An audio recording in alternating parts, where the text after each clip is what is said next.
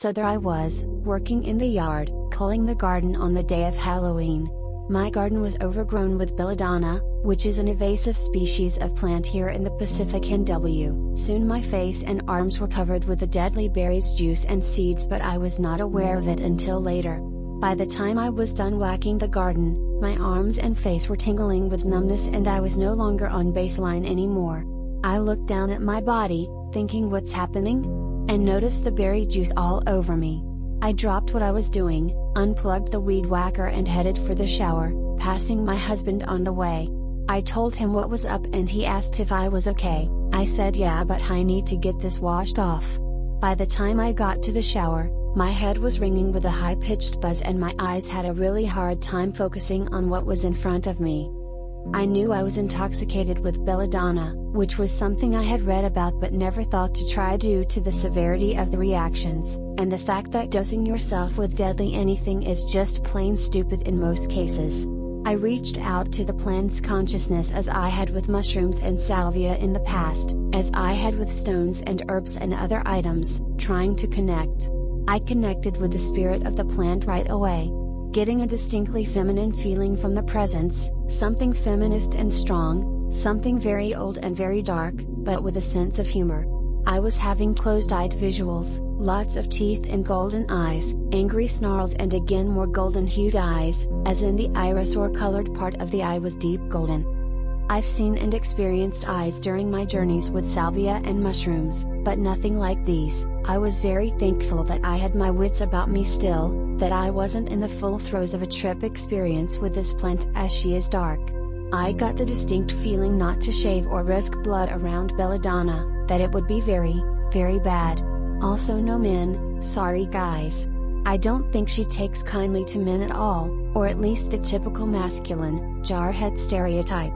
As soon as I connected with her, I had a flood of information about taboos with this plant and how to use it semi-safely. I was so excited I thought, I'm going to go get a spray bottle and start making a mix of water and fresh juice and seeds. But my guide, thankfully, spoke up with one word, seductress, and it all fell into place.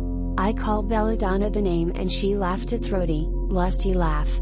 I got the sensation of being pulled into a black vortex and happily giving myself over to it. Then all this information came flooding in. She is a dark goddess ally, something not to be trifled with, but with the kindliness of a sister. She showed me where one of my shadow traits was wanting more of everything good in life. More knowledge, more food, more sex, more happiness, more free time, more money, more, like a hungry moth that doesn't feel as though it gets enough.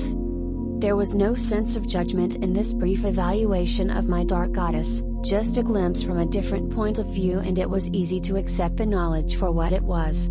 I asked her if there was anything else I should know. I said, what about everything else that's been on my mind, that I've been trying to sort though? Of which she responded with information on magic and how the magical or psychic abilities people have are everyday abilities for us.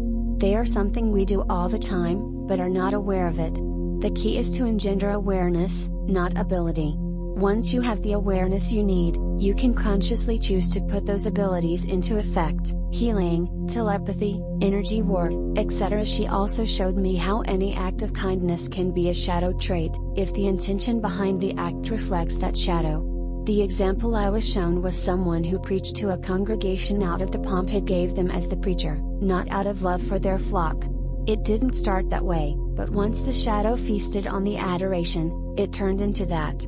Light turned to dark.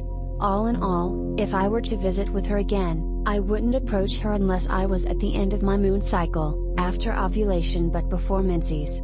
I was told not to approach her while on my moon blood, something about two dark goddesses competing for the same space, opposing energies and all. Also I feel as though there was a kinship between an ally that was associated with the dark goddess and where I was on my moon cycle. As though if I attempted to contact her prior to ovulation, or too soon after, still in the mother phase, I would have had a much more negative experience. So many dark lessons on this one.